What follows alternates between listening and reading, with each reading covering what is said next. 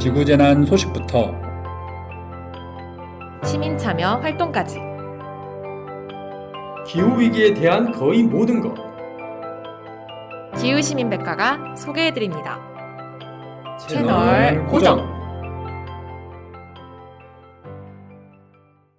안녕하세요. 기후시민백과입니다. 기후위기 시대에 그린피스와 시민분들이 함께 만들어온 변화 그리고 함께 만들어갈 미래에 대해 이야기합니다. 네, 안녕하세요. 저스틴입니다. 날씨가 정말 갑자기 좀 추워져서 요즘에 집콕 하면서 살고 있습니다. 조금 뒤에 집콕 조사에 대해서 얘기를 하고 있다는데 밖에 나가는 걸 좋아하는데 못 나가가지고 추워서 조금 약간 기분도 좀 그렇고 했는데 오늘 이렇게 또 팟캐스트를 위해서 이렇게 모이고 그리고 여러분들에게 또 재밌고 유익한 정보를 전달을 할 수 있다는 그런 또 마음이 드니까 기분이 좋네요. 안녕하세요. 그린피스에서 시민 참여 캠페인으로 일하고 있는 제인입니다. 다들 건강하시죠? 예. 네. 감사합니다. 다들 건강하시죠? 네. 추워서 제 사실은 코 밑에 뭐가 생겼거든요. 뭐 생기셨나요?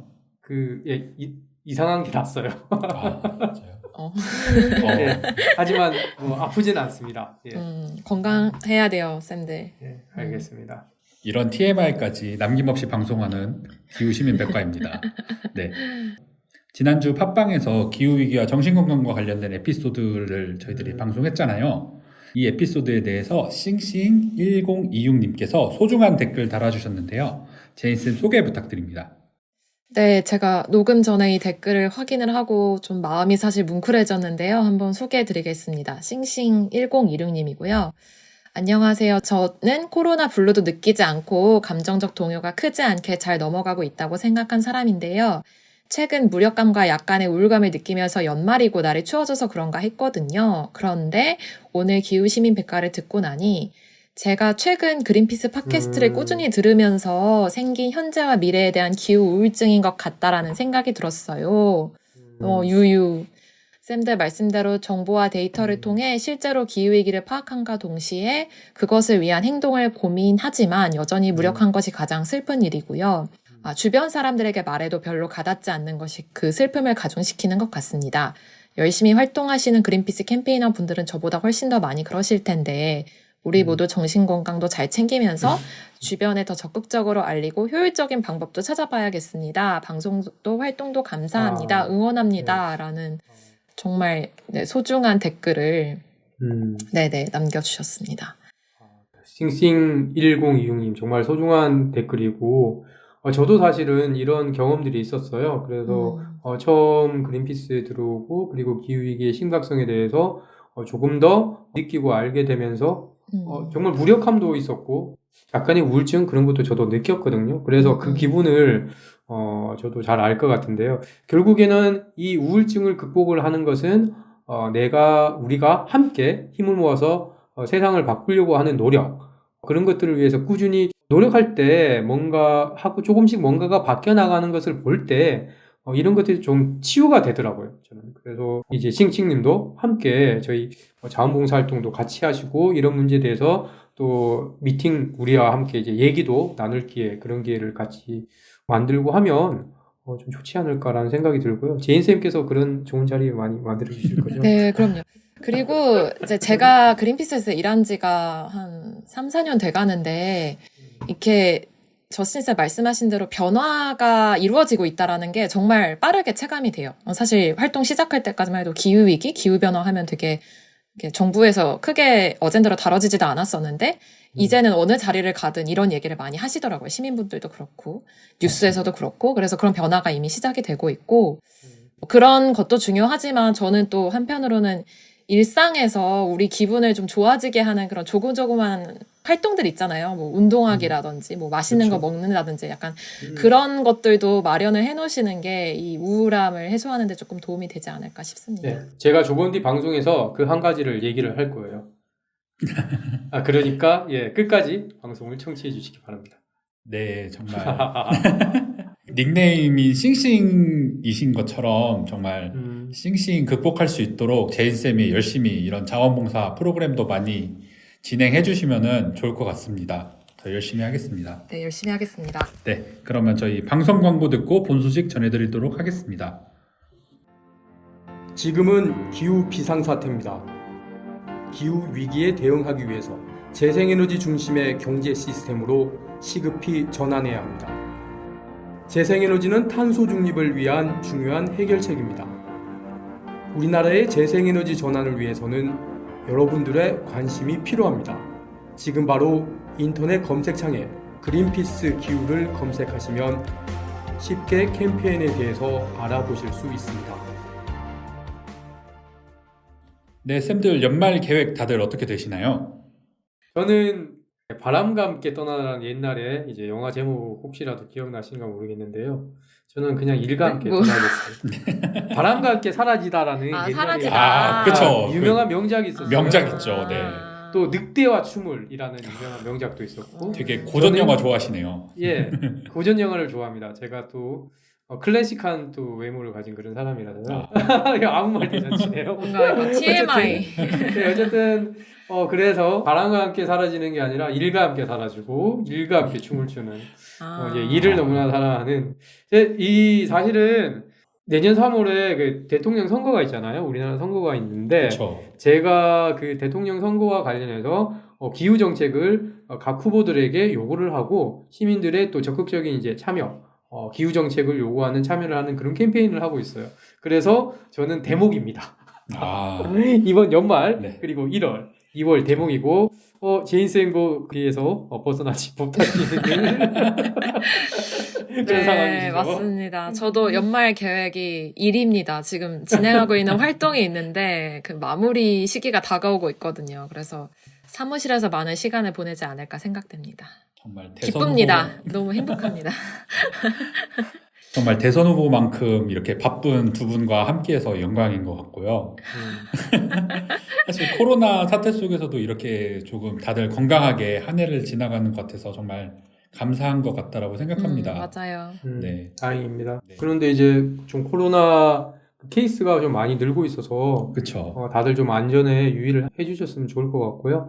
좀 네. 안전한 뭐 연말 파티를 하시더라도 방역 수칙을 잘 지키시고 최대한 조금 거리두기를 하시고 그러면 좋을 것 같아요. 그렇죠. 요즘 코로나 때문에 요즘 확진자도 늘고 있고 그러다 보니까 사적 모임도 많이 안 하고 이러다 보니까 사람들끼리 좀 만나가지고 이야기를 하는 것보다는 선물을 주고받는 경우가 굉장히 많아진 것 같아요. 코로나의 이 포스트 코로나라고 하는 이런 이 시기 이후에는. 그래가지고 올해 초에 나왔던 기사였는데 올해 초에 이제 기프티콘의 검색량이 240%가 되었다고 하는 그런 기사도 있고 최근 같은 경우에도 다시 확진자가 늘어나고 있다 보니까 그 배달이 다시 급증했다 이런 기사도 있더라고요. 그래가지고 아까 저슨쌤이 일이 대목이라고 말씀을 해주셨는데 보통 이제 연말 하면은 이제 모든 사람들이 이제 소비를 하는 대목인 거잖아요. 그렇죠. 네, 연말에 맞습니다. 할인도 많이 하고 이렇게 사람도 많이 만나고 선물도 많이 하다 보니까 이렇게 예. 불필요한 일회용 쓰레기들도 되게 많이 생기는 것 같아가지고 오늘은 이런 연말 특집으로 이런 슬기로운 소비 생활에 관련된 이야기를 좀 해보려고 합니다. 제목이 좋습니다. 너무 마음에 드네요. 슬기로운 소비 생활. 소비를 결국 우리는 하지 말자고 얘기를 할 것 같긴 하지만 여튼 네. 슬기롭게 해보자. 소비를 하자고 얘기를 해야 되나?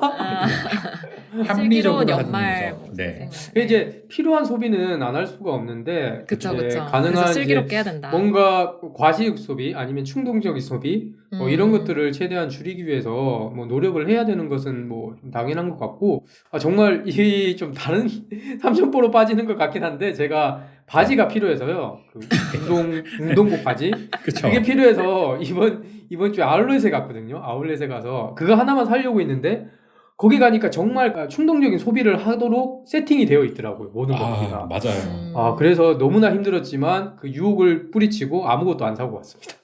바지도 안 사셨어요? 예, 바지는 마음에 드는 게 없어서요. 근데 필요한 게 그런 자세 되게 좋은 것 같아. 내가 사고 근데 싶은 게 없으면 이렇게 되어 과감하게 안 있더라고요. 사는. 원래 30% 할인 가격이에요. 거기가 아울렛이니까. 그런데 여러분 4시에 가니까 5시까지 20% 추가로 할인해 드립니다. 그래서 50% 할인. 여러분 이 가격은 1시간만 됩니다. 이렇게 막 하는 거예요. 그쵸. 그러니까 눈 돌아가죠. 눈 돌아가. 이제 내가 그래 나중에 신발이 필요하겠지? 이런 생각이 드는 거죠. 그러다가 저의 마음을 또 다시 부여잡고 이러면 안 돼. 옛날에 지름신이라고 얘기를 많이 했죠. 예. 그쵸. 지름신을 구슬했습니다. 이겨내는 거. 네. 지름신을 없애는. 그래서 저스틴 쌤이 아울렛 얘기를 잘 꺼내주셨는데 이게 사실 이제 아울렛에서 이런 물건을 뭐랄까요 대량으로 세일해서 판다거나 아니면 특정 기간 동안 엄청나게 할인을 때려서 파는 이런 블랙 프라이데이 같은 전통이 사실은 되게 미국적인 전통이잖아요. 그쵸. 거기서 맞아요. 이제 예. 추수감사절 끝나고 나서 이제 성탄절이라는 되게 대목, 가장 중요한 연말 행사를 위해서 사람들이 막 선물을 사고 그런 물건을 막 할인 받아서 사는 그 전통에 대해서 제가 좀 이야기를 해보려고 해요. 얘기를 해도 될까요? 좋습니다. 네, 아우, 좋나요? 좋습니다. 아이, 너무 자연스러웠나요? 네, 자연스러운 진행이었습니다. 네. 그래서 블랙 프라이데이 여러분들 많이 들어보셨을 텐데, 아까 말씀드린 대로 이게 미국에서 이제 추수감사절이라고 우리나라에선 지내지 않는 명절인데, 이때 그쵸. 바로 직후에 사람들이 크리스마스를 기다리면서 지인들에게 줄, 가족들에게 줄 선물을 구매하는 어떤 기간이에요. 근데 이때가 사실은 이제 취지로 보면 아주 좋은 취지이지만, 기업들의 입장에서는 이제 한 해 동안 쌓였던 그 물건의 재고들을 처리하기 위해서 이 그렇죠. 기간에 아주 폭발적으로 대량으로 막 할인을 하는 거고 아마 여러분들 막 뉴스에서 보셨을 거예요. 오프라인의 매장 앞에 막 이렇게 줄을 막 며칠 동안 섰다가 런이라고 하죠. 예, 런을 하잖아요. 막 그래서 막 물건을 뺏어 오려고 막 서로 싸우고 막 이런 장면들을 많이 보셨을 텐데 이제 문제는 이게 미국에서만 있었던 전통이 실제로 전 세계로 퍼졌고 사실 쌤들도 많이 보셨을 것 같아요. 그러니까 온라인상에서 블랙 프라이데이라서 우리가 할인한다 이런 거 많이 보시지 않았나요? 예, 많이 봤죠. 네. 그래서 이게 왜 이렇게 전 세계적으로 퍼졌냐 하는 뭐거에 대해서는 다양한 의견들이 있지만 결국에는 그 온라인상으로 이 물건을 많이 이제 팔기 시작하면서 미국의 블랙 프라이데이 세일보다 조금 뒤에 팔게 되면 다른 나라의 기업들은 또 피해를 보잖아요. 그래서 경쟁력이 떨어지니까 네. 그래서 미국의 블랙 프라이데이 세일 기간에 딱 맞춰가지고 하게 되는 게 어떻게 보면 좀 관습처럼 됐다라는 거고. 그래서 우리나라도 사실 이제 이런 기업의 광고나 마케팅으로서 블랙 프라이데이가 많이 좀 활용이 되는 것 같아서. 근데 이게 환경적인 피해로 이어지기 때문에 매우 안타까운 상황이라고 생각을 합니다. 네, 실제로 그 아마존 같은 경우에도 이제 블랙 프라이데이가 이제 금요일이잖아요. 네, 그쵸. 네, 블랙 프라이데이 이후에 이제 그 쇼핑몰 사이트에서 이렇게 블랙 프라이데이처럼 또 하나의 이벤트를 만들었어요. 그래서 사이버 먼데이라고도 하는데 아마 다들 들어보셨겠지만 들어봤어요. 네. 네. 여기서 이제 TV를 사면은 우리나라에서 만든 TV를 미국에서 샀는데 미국이 더 싸기 때문에 다시 들어오는 그런 약간 말도 안 되는 기사들도 많았었고 그리고 우리나라 같은 경우에는 이제 직구 문화라든지 이런 것들도 굉장히 발달하다 보니까 맞아요. 네, 이렇게 불필요하게 소비를 하는 경우도 많은 것 같고 이게 이제 미국뿐만이 아니라 중국에서도 미국에 아마존이 있으면 중국에는 알리익스프레스가 있잖아요. 네네. 여기서 이제 광군절이라고 해가지고 11월 11일 저희가 빼빼로 데인 날이라고 하는 이 날이 이제 광군절이라고 하는 굉장히 큰 쇼핑 이벤트가 있는 날이에요. 그래가지고 이제 엄청나게 알리익스프레스 같은 데서도 할인을 하고 이러다 보니까 이게 저희들이 그 저스틴님이 얘기한 것처럼 필요해서 사는 건지 이게 저렴해서 맞아요. 사게 되는 건지 잘 모르겠더라고요. 맞아요. 그래가지고 진짜 현명하게 소비할 수 있도록 좀 고민을 하는 것도 저희 요즘 필요한 것 같습니다. 그러니까 저도 드는 생각이 이 뭔가 이제 합리적 소비라고 하잖아요. 그래서 내가 네. 필요할 때 물건을 싸게 파는 거, 필요한 물건을 사는 거, 그거는 저는 이제 필요하다고 생각이 들어요. 그런데 정말 이제 한스 선생님께서 얘기를 잘 해주셨는데 이게 필요해서 사는 건지 아니면 싸니까 그냥 사는 건지 저도 쇼핑몰에 가서 싸니까 자꾸만 이제 사려고 하는 마음들이 이제 생기는 거예요. 그런 것들을 이제 조장을 하는 이제 문화들이 좀 있는 거죠. 시스템상. 네. 그래서 좀 그런 부분들이 정말 이거는 문제가 아닌가 이런 생각이 들고 그러면 이 사는 과정에서 어떻게 사고 어떤 운송수단으로 오는 것들 배송들 뭐 이런 문제들 그런 부분들을 우리가 고민하는 것들 필요하겠다 그런 생각도 들더라고요. 네, 그래서 실제로 이 블랙 프라이데이와 같은 정말 불필요한 소비가 어떤 환경적인 피해를 낳고 있는지에 대해서 조사한 결과가 있어요. 그래서 2019년에 영국의 싱크탱크인데 그린 얼라이언스라는 곳에서 보고서를 발간을 했는데 이거는 물론 영국에 한정된 데이터이긴 하지만 무려 블랙 프라이데이 기간 동안 구매한 아이템 중에 최대 80%까지는 한 번 사용되거나 아니면 헐. 아예 사용되지도 않고 폐기된다고 해요. 그러니까 이게 영국 데이터긴 하지만 사실 한국이 그렇다고 엄청나게 다를 것 같진 않아요. 똑같이 우리나라도 이제 우리 사회도 소비주의 사회이기 때문에 엄청난 숫자이고, 또 영국의 이제 가격 비교 사이트인 money.co.uk라는 회사 같은 경우는 블랙 프라이데이를 위해서 저신세 말씀하신 것처럼 저희가 온라인으로 쇼핑을 많이 하니까 집으로 물건을 배송을 받잖아요. 그 블랙 프라이데이 기간 동안 집으로 물건 배송 받았을 때 나오는 온실가스들을 다 계산을 해보니까 무려 42만 9천 톤에 달하고, 이 수치를 이제 계산을 해보면 한 해 동안 영국이 배출하는 이산화탄소 양의 0.12%를 차지한다고 하니까 이것도 사실 어마어마한 숫자인 것 같아요. 이게 그렇게 길지 않은 기간이잖아. 한 일주일 정도 되나요? 1, 2주 정도 기간 동안 그렇죠. 이제 전체 온실가스 이산화탄소 양의 이제 0.12%를 차지하니까 이것도 엄청나게 큰 숫자이지 않을까 생각합니다. 맞아요. 이게 우리가 포장이라든지 이런 것 때문에 쓰레기 같은 문제도 있지만 결국은 네. 이제 기후 위기 입장에서 생각을 해보면 배송에서 문제점이 많이 발생을 하는 것 같아요. 그러니까 이제 이렇게 블랙 프라이데이가 되면서 비행기라든지 항만이라든지 이런 운송수단에서 탄소 배출량이 폭증을 하게 되는 그런 상황이 들거든요. 그러다 보니까 뭐 몇백 배로 이제 중량이 증가를 하면 당연히 이제 탄소 배출량이 늘어나겠죠. 그런데 또 제가 알기로는 이 영국 가격 비교 사이트에서 조사를 해봤더니 소비자의 10명 가운데 1명만이 환경 오염을 고려한 배송 옵션을 고려하고 있다. 그렇게 나왔고, 대부분 이제 탄소 배출과 관계없이 가장 빠르고 저렴한 옵션을 이제 선택하는 것으로 그렇게 나왔다고 합니다. 이거를 보면서 저도 좀 생각이 들었던 게, 여기서 이제 그러면, 그런 옵션을 고려를 하고 있는데 우리는 정말 생각을 하고 있나? 이런 생각도 들어서요. 맞아. 제가 브랜드 이름을 얘기해도 되나요?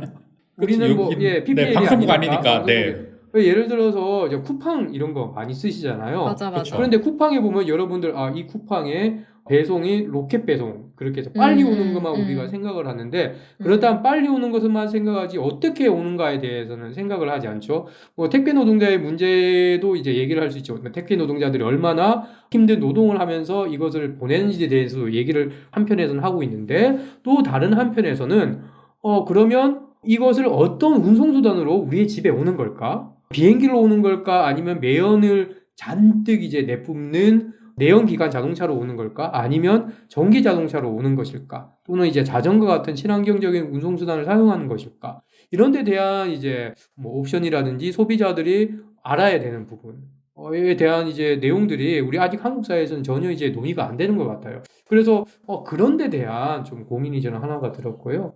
그리고 또 이제 이 기후 문제와는 별도로 우리가 생각을 해볼 수 있는 게 이 블랙 프라이데이의 문제점. 아무래도 이제 폐기되는 양, 조금 전에 이제 제인쌤께서도 잠깐 언급을 해주셨는데, 비영리 환경기구 BAN이라는 환경기구가 있는데, 여기에서 이제 블랙 프라이데이 다음에 버려진 전자 폐기물량을 조사를 해봤대요. 해봤더니 연간 5천만 톤, 5천만 톤이고, 5천만 톤이면 포터가 한 1톤 정도가 되니까 5천만 대를 대한민국 인구 숫자만큼 포터를 이제 딱 줄을 세우게 되는 그런 상황인 거죠. 그리고 여기서 이제 그냥 막 배출되다 보면 아무래도 납이나 수은 같은 독성 화학물질이 토양을 또 누출되면서 이제 문제가 될 것 같고요. 일단 이렇게 이제 대도시 위주로 어쨌든 이런 소비들이 이루어지고 있다 보니까 이런 대도시를 중심으로 해서 이제 또 온실가스 배출도 많이 이루어지고 무분별한 이제 소비주의가 이런 것들이 자이 시스템이 이것을 이제 계속 인커리징을 하는 그런 부분에 대해서 조금 고민을 많이 해봐야 되지 않을까라는 그런 생각이 저도 이번에 준비를 하면서 많이 들었습니다. 네, 사실 저희들이 항상 이야기하는 뭐 인텔이나 뭐 AMD 같은 칩셋 회사라든지 아니면 뭐 삼성, 애플, 뭐 LG 같은 가전 회사들이 항상 매년 이렇게 신제품을 발표하잖아요. 그러면서 우리는 좀 더 이번에는 작년에 비해서 몇 % 빨라졌어요. 뭐 아니면은 작년에 비해서 몇 인치가 커졌어요. 이런 이야기들을 주로 이야기를 하는데, 하지만 이렇게 신제품이 출시가 되고 이러면 전세대가 구형이 되고 이렇게 되면서 또 안 쓰는 폐기물들이 한 5천만 톤 가까이 된다라고 하니까 정말 놀라운 것 같고, 이런 구형 전자기기에 대해서도 좀 더 기업들이 재활용이라든지 아니면 전자 폐기물을 어떻게 관리할 것인지에 대해서도 책임감 있는 자세를 가져야 된다라고 생각을 합니다. 그러면은 네, 저스틴 쌤, 그러면 개인의 입장에서는 혹시 기후위기 대응에 도움이 될 수 있도록 어떤 것들을 좀 선택하면 좋을까요? 제가 아까 그러니까 언급한 것처럼 네. 배송과 관련해서 이제는 배송의 속도만이 아니라 어떻게, 어떻게 나에게 이것이 오는지, 얼마나 이제 환경에 영향을 미치는지 그것을 좀 알아볼 수 있도록 하는 그런 시스템이 조금 정착이 됐으면 좋겠다는 생각이 들어요. 사실 쌤도 경험을 하셨는지 모르지만 우리 회사에서도 그런 시스템이 있어요. 그래서 내가 만약에 어떤 출장을 간다. 그래서 버스를 타고 갔을 경우에는 거기에서 얼마나 이산화탄소가 배출이 되는지 그것을 이제 계산을 할 수가 있거든요. 계산기를 가지고요. 그렇게 해서 제가 출장을 가거나 뭐 피치 못하게 무슨 무거운 물건을 들어야 돼서 뭐 택시를 이용을 하거나 그러면 올 한 해 정상훈이라는 직원이 얼마나 많은 이산화탄소를 배출을 했는지 조사를 하게 됩니다. 그래서 그걸 가지고 측정을 하고 만약에 개선이 필요하다면 이제 개선을 하게 되는 우리도 이제 뭔가 그런 우리 개인이 얼마나 이제 나의 이제 생활로 인해서 이런 온실가스가 배출이 되는지 그것에 대해서 좀 알아볼 수 있도록 하는 그런 시스템들도 있으면 좋을 것 같고요. 그리고 또 한 가지는 일단 이 소비 습관 결국에는 어쨌든 이 좀 덜 사고 그리고 꼭 필요한 것만 사고 그리고 뭐 고칠 수 있는 것은 고치고 이렇게 좀 하는 그런 삶의 패턴 같은 것들이 좀 변화가 필요할 것 같다는 생각이 들었어요. 그래서 이번에 조사를 하면서 알게 네. 된 게 해외에 리페어 카페라고 있습니다. 리페어 카페. 혹시 리페어 카페라고 하면 이름 들어보시면 뭐가 생각이 나시죠, 쌤들? 뭔가 수리하는 그쵸. 곳인가요? 수리해서 쓰는 네, 카페? 제인쌤 수리하는 곳, 한스쌤. 약간 그런 철물점 같은 거 아닌가요? 수리하는 도구들을 파는? 아니 저는 네. 리페어를 해주는 뭐 커피 마시고 이런 걸 생각을 했어요. 그래서 내가 이제 가면 이제 그 점원이 물건을 네. 수리해주고 그 기다리는 동안 커피를 마시는 그런 걸 생각했는데 여러분들의 의견이 거의 좀 비슷하고요. 이 약간 커뮤니티 같은 거예요. 그래서 이 동네에 누구나 올 수가 있고 전문가들도 있고 자원봉사자들도 있고요. 그래서 자기가 이 리페어 카페에 가서 자기 물건 같은 거, 뭐 전자제품도 되고 아니면 뭐 가전이라든지 작은 가전 뭐 제품이라든지 또는 뭐 옷이라든지 이런 것들을 수리할 수 있는 그런 수리 도구들이 있습니다. 그리고 전문가들도 있고 자원봉사들도 있고요.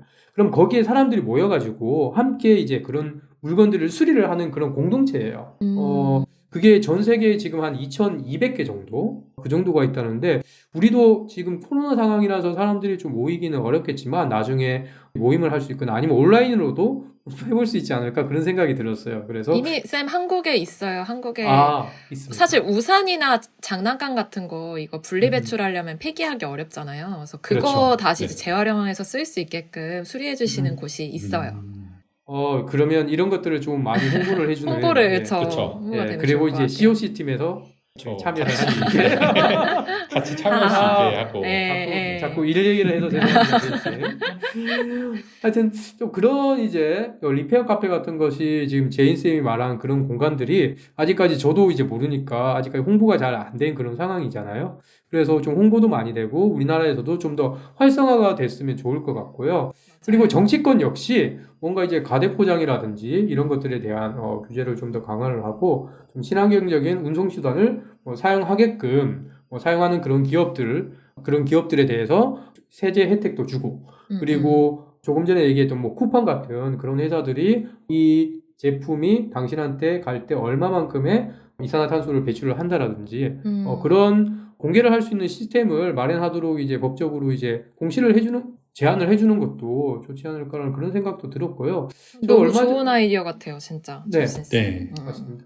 네, 사실 그 쿠팡 같은 경우도 그렇고 요즘 배달의 민족 같은 경우에는 주문할 때 일회용품을 안 받겠습니다. 기본값으로 되어 있고 만약에 자신이 부득이한 경우에 일회용품을 사용할 경우에 이제 바꾸게 되어 있거든요. 네. 이게 일회용 수저죠? 일회용 수저, 젓가락. 네, 일회용 수저 같은 것들. 네, 그래서 저도 처음에 그런 게 있는가 싶어서 했더니 일회용 수저만 젓가락인 거예요. 플라스틱이 엄청 많이 오는 거예요. 그렇죠. 그래서 가급적이면 배달 음식보다는 저는 그냥 집에서 만들어 먹고 그렇죠. 있습니다. 네. 훌륭하십니다.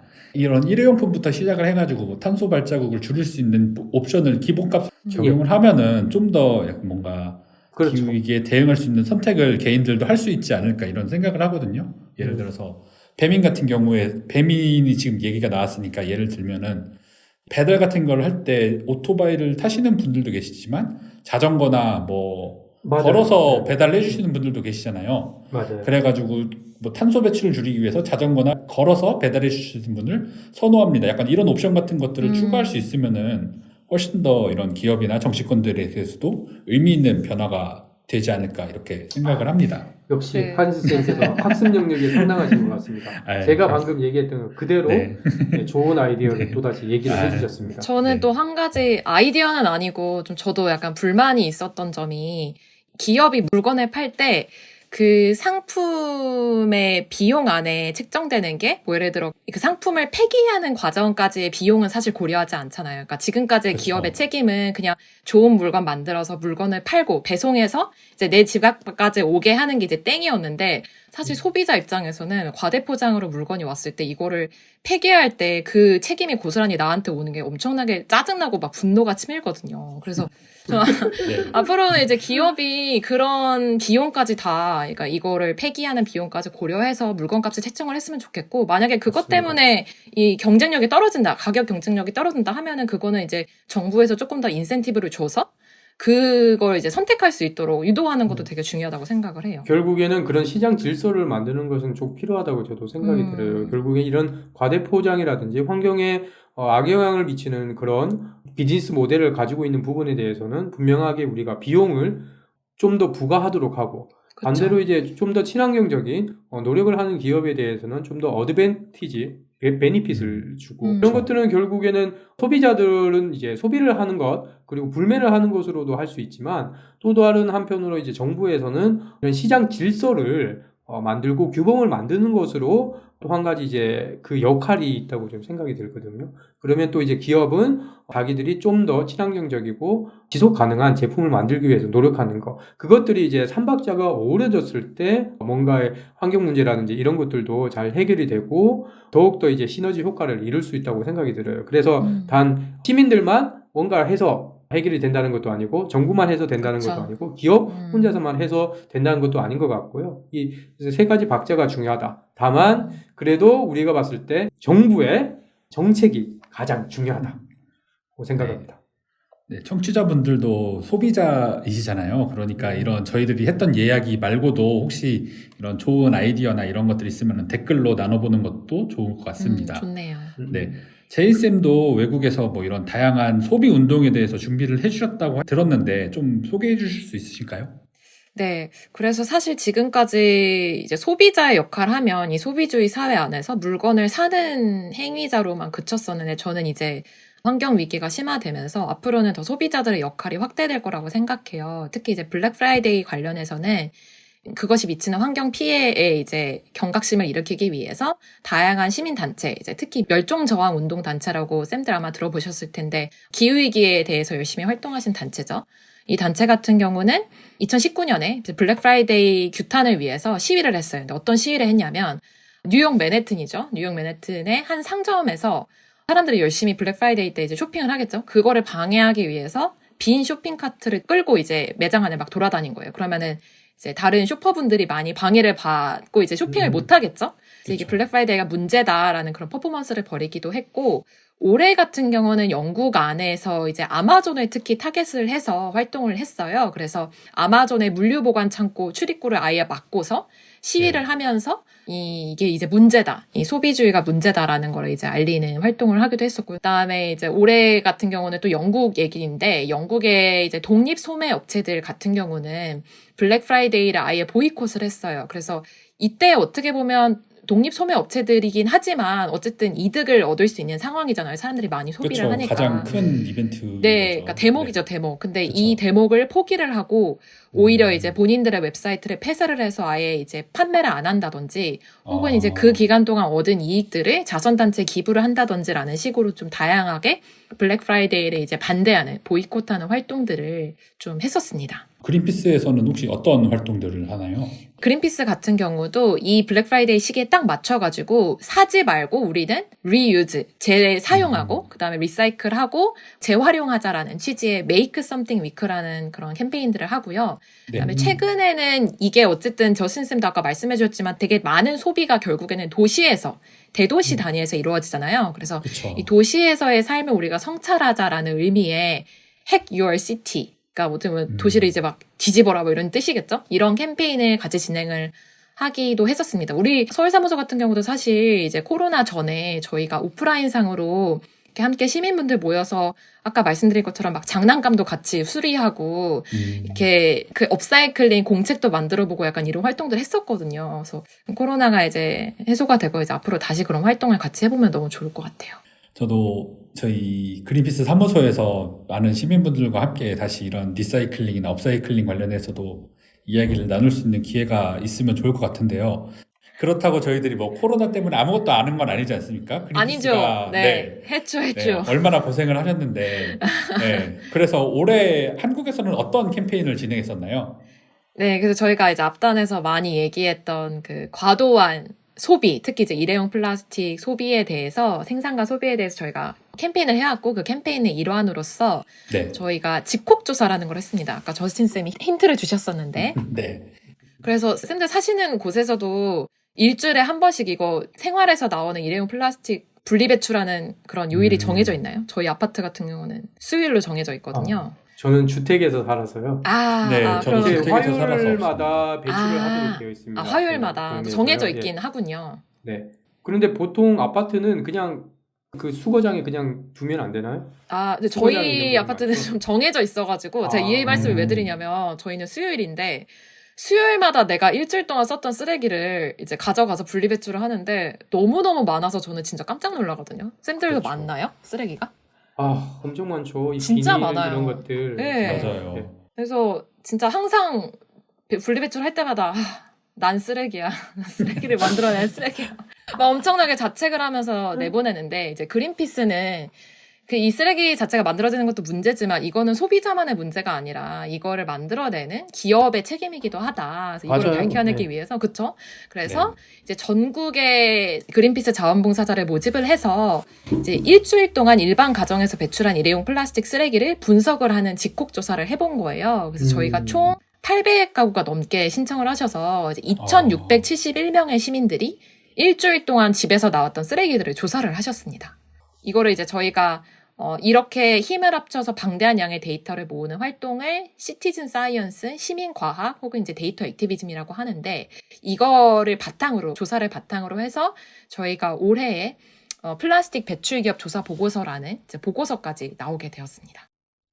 네, 사실 이게 올해 한 것은 아니고 작년에도 그 맞아요. 그린피스, 네, 정다운 액티비스트가 이번에 팟캐스트에 같이 나와가지고 작년 집콕조사에 대해서도 이야기를 했었고, 올해 같은 경우에는 이제 국내 최대 규모로 제가 알고 있는데 2,600명여 명의 시민분들이 직접 네. 다 일일이 시트를 다 작성해가지고 기입을 해주셨다고 합니다. 네, 올해 맞습니다. 집콕조사에 대해서 좀 더 자세하게 설명해 주실 수 있으신가요?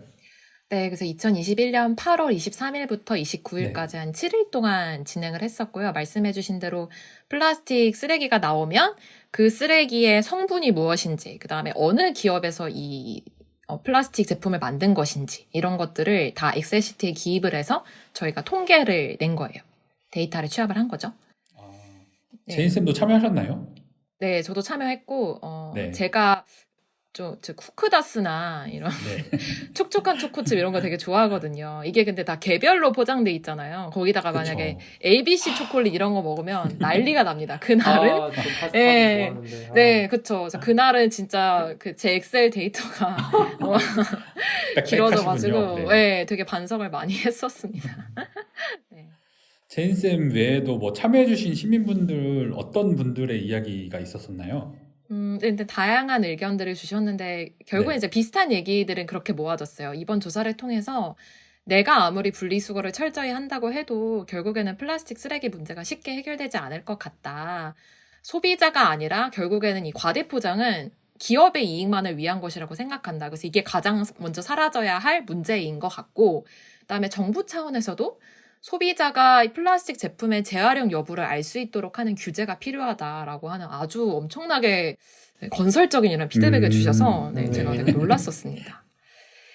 제가 그 시민 참여해 주셨던 분들의 그 만족도 조사도 봤었는데 엄청나게 높게 나왔다고 들었어요. 아, 정말요? 예, 네. 맞습니다. 네, 저희 내년에는 이제 그럼 더 크게 기대를 해도 되는 걸까요? 네, 내년에도 저희가 동일하게 진행할 거고, 여기 계신 저스틴쌤, 한스쌤도 꼭 참여를 해보시면 좋을 것 같아요. 되게 느끼는 바가 많거든요. 네, 저도 내년에 그럼 이제 내년에 참가하시고 싶고 관심이 있으신 이런 시민분들을 위해서 올해는 어떤 조사 결과가 나왔는지도 한번 설명해 주실 수 있으실까요? 네. 사실 저도 이제 조사하면서 많이 느꼈던 바인데, 가정집에서 배출된 플라스틱 배출량 중에 식품 포장재의 비율이 아주 높았어요. 그 비율이 무려 이제 78% 정도였거든요. 그러니까 10개를 버리면, 10개가 나오면 이제 8개 정도가 식품 포장재라는 건데, 이제 쉽게 말해서 쌤들 뭐 채소나 과일, 육류 같은 거 샀을 때 그 채소 과일 담는 비닐이나 아니면 육류 담는 뭐 스티로폼 같은 거 있잖아요. 그런 용기 아니면은 과자 봉지, 그 다음에 쌤들 뭐 햇반 많이 드시는지 모르겠는데 그런 햇반을 담는 그런 가정 간편식류, 그 다음에 배달 용기 같은 것들, 거기다가 음료수 페트병 이런 것들이 많이 포함이 되어 있었다고 합니다. 그 다음으로는 일회용 마스크 같은 개인 위생 물품이 14.6%였고요. 그 다음에 또 많이 나왔던 게 포장재, 일반 포장재인데 이제 뽁뽁이 같은 에어캡 있잖아요. 에어캡이랑 그다음에 택배 포장지 같은 일반 포장재가 많이 나왔다고 해요. 그리고 이제 식품 포장재 중에서는 음료나 유제품류, 그다음에 과자 간식류, 가정 간편식을 모두 더한 비중이 전체 식품 포장재 폐기물의 절반 이상을 차지를 했다. 네. 그래서 이제 이 결과를 통해서 보고서를 결론을 낸 거는 국내의 주요 식품 제조사들이 아주 상당한 양의 일회용 플라스틱을 판매하고 유통하기 때문에 결국에는 이런 일회용 플라스틱 문제가 나오고 있다. 그래서 이 기업이 바뀌어야만 일회용 플라스틱 배출과 폐기 문제가 해결될 수 있다라는 결론을 냈고, 저희가 이제 기업들도 줄을 세워봤어요. 플라스틱 쓰레기를 만든 기업들 중에 이제 상위 10개 식품 제조사가 전체 플라스틱 배출 양의 이제 23.9%를 차지한다라는 걸 봤고, 그렇기 때문에 이제 다 대기업들이었죠. 그래서 대기업들이 결국에는 이 플라스틱 문제를 많이 야기를 하고 있다라는 결론을 낼 수 있었습니다. 네, 자세한 내용은 그린피스 홈페이지에서도 이제 블로그나 그렇죠. 아니면 보고서 전체를 다 확인하실 수 있으니까요. 그린피스 홈페이지를 통해서 관심 있으신 분들은 들어보시면 보실 수 있습니다. 그리고 이게 또 기사로도 이제 많이 나온 것 같더라고요. 근데 맞아요. 제가 정말 인상 깊었던 게요. 제가 또 보기와 다르게 공부를 열심히 하거든요. 그래서 아니, 다르지 않아요, 쌤. 열심히 하실 것 같아요. 왜 공부 그러시죠? 열심히 하게 생겼나요? 네. 네, 좋습니다. 예, 좋습니다. 그 분위기. 네, 좋습니다. 그래서 오늘 토요일마다 제가 영어 공부하는 모임이 나갔는데요. 지금은 이제 줌으로 화상으로 하는데 거기에서 이 기사가 나왔어요. 영어. 진짜요? 이 기사가 나와서 제가 그린피스에서 일하는데 이 얘기를 해야 되나? 그만큼 이제 시민들 그 일반 많은 분들 사이에서도 또 이 관심이 있는 그런 주제였다는 것을 또 방증을 하는 거겠죠. 그래서 너무나 뿌듯했습니다. 인상 깊은 게 그 식품 포장재 중에서 음료, 유제품류, 아니면 과자 간식류, 가정 간편식류 이런 부분들이 거의 다 소포장되어 있거나 아니면 맞아요. 네, 음료 같은 경우에 뭐 병뚜껑이나 아니면은 빨대나 플라스틱 그 빨대 포장 같은 것처럼 이렇게 굉장히 여러 가지의 플라스틱들이 많이 나오는 종류이다 보니까 그런 것 같더라고요. 식품 제조사들이 책임감을 갖고 대응을 해야 될 것 같다라고 생각을 합니다. 그래서 이런 귀중한 결과를 가지고 기업들에게는 어떤 메시지를 전달했었나요? 네, 그래서 그린피스는 그냥 넘어가지 않죠. 항상 이제 기업들에게 이런 요구를 전했습니다. 첫 번째는 기업이 일회용 플라스틱 배출에 대한 책임을 지기 위해서 실제로 일회용 플라스틱을 얼마나 사용하고 있는지, 또 얼마나 배출하고 있는지를 투명하게 공개해라. 그 다음에 이거를 줄이기 위해서, 일회용 플라스틱 줄이기 위해서 의미 있는 감축 계획을 세워야 한다. 그걸 통해서 결국엔 기업은 소비자로 하여금 이게 대체 뭘로 만들어졌는지, 어떤 소재로 만들어졌는지, 이게 어떻게 폐기되는지에 대한 정보를 소비자가 알 그 권리를 충족해야 한다라고 이제 저희가 요구를 했고요.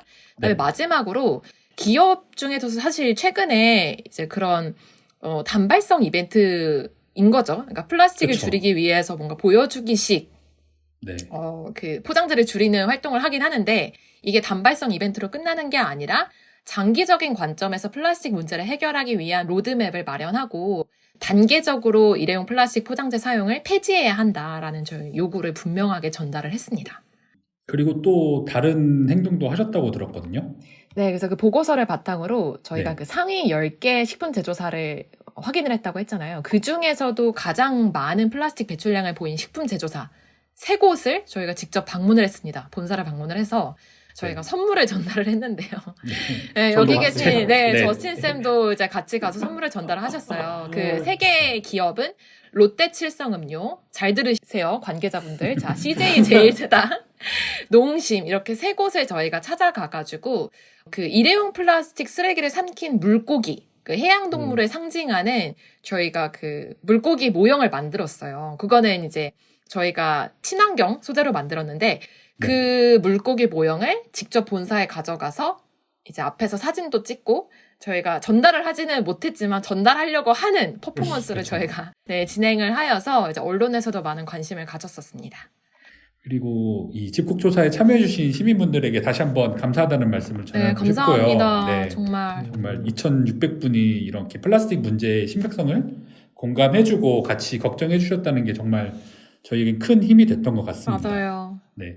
그리고 이제 집국조사로 끝나는 게 아니죠. 이제 앞으로 저희들이 더 할 일이 많이 남았는데, 이 우리랑 또 미래 세대를 위해서 이 시민분들이 환경과 기후에 되게 관심이 많으세요. 그러면 이제 저스틴 앞으로 어떤 것들을 좀 더 관심을 갖고 지켜봐야 할까요? 오늘 그 여러 가지 얘기가 나왔잖아요. 사실 네. 이제 블랙 프라이데이 얘기도 나왔고 집국조사 얘기도 나왔는데 어떤 부분은 이제 쓰레기 문제로서 폐기물 문제, 자원순환 문제로서 해서 좀 의미가 있는 그리고 우리가 고민을 해야 되는 부분이 있는 동시에 또 우리 그린피스나 지금 전 세계 모두가 직면하고 있는 또 가장 큰 문제는 기후위기 문제잖아요. 그렇죠. 기후위기 문제와 관련해서 우리가 어떻게 대응을 해야 되는지 그 부분은 조금 더 다른 각도에서도 한번 고민을 해봤으면 좋겠다. 저는 끝으로 그 얘기를 조금 하고 싶다라고 말씀을 드릴 수 있을 것 같고요. 아무래도 우리가 어떻게 이제 물건을 덜 소비하고 이런 것들 근본적으로 이제 소비 중심주의 사회에서 탈피하는 것도 중요하다고 생각이 드는데 일단 단기적인 과제로서는 결국에는 이제 기후위기 대응의 핵심은 에너지 전환이에요. 그래서 우리가 어떤 에너지를 사용해서 에너지를 어떻게 만들고 네. 그리고 어떻게 또 그것을 사용을 하고 이런 것들이 좀 중요하겠죠. 지금은 이제 석탄 발전으로 우리가 너무나 많은 에너지를 만들어내고 있고 전력을 만들어내고 있고 하는데 그것이 아니라 이제 깨끗한 전력, 태양광이나 풍력을 통한 이제 그런 전력으로 만들어 나가는 것들 그런 것들이 결국엔 돼야지 이제 기후 위기에 대응을 할 수가 있기 때문에 이제 소비 문제 이런 것과 동시에 그런 부분도 함께 조금 고민을 해봤으면 좋을 것 같고요. 저는 그리고 소비를 함에 있어서도 처음에 얘기를 했던 것처럼 스마트한 소비 우리는 이제 그런 스마트한 소비에 대해서 생각을 해야 된다. 아까 얘기한 것처럼 이 물건이 조금 배달됐을 때 약간 친환경적인 그런 수단으로 그런 방법으로 배달이 됐을까? 그렇게 만들어졌을까? 그런 고민을 하고 그런 제품을 이제 선택을 하는 그런 소비자들의 행동이 많아져서 기업들에게 압력을 가할 수 있는 기업들이 또 압박을 받을 수 있는 그래서 기업들이 좀 더 이제 순환 경제에 맞는 지속 가능한 그런 방식으로 제품을 생산을 하고 또 재생 가능 에너지 기반으로 전력을 해서 제품을 만드는 그런 것들이 좀 필요하겠다라는 생각이 좀 많이 들었고요. 그 한 가지 예로 제 작년이었어요. 사실 작년에 편의점에 갔는데 맥주에 R200이라고 적혀 있는 거예요. 버드와이저 맥주에. 네, R200. 그러니까 이게 몇 년 전부터 이제 미국 이제 버드와이저 본사에서는 재생에너지를 가지고 해서 맥주를 만들어 왔거든요. 이게 우리나라에서도 아마 만들어진 것 같아요. 2025년까지 다 그렇게 만들겠다는 건데 이 재생 가능 에너지를 이 전력을 사용을 해서 만든 제품이 바로 이제 R200 버드와이저였던 겁니다. 그 맥주에 R200이라고 적혀. 그리고 이제 제가 좋아하는 맥주는 아닌데 저는 IPA를 좋아하지만 그래도 그 맥주를 그냥 산 거예요. 그래 이런 이제 제품들이 사랑을 받아야지 결국에는 다른 기업들도 우리도 R200으로 제품을 만들어야 되겠네. 소비자들도 이렇게 선택을 하네.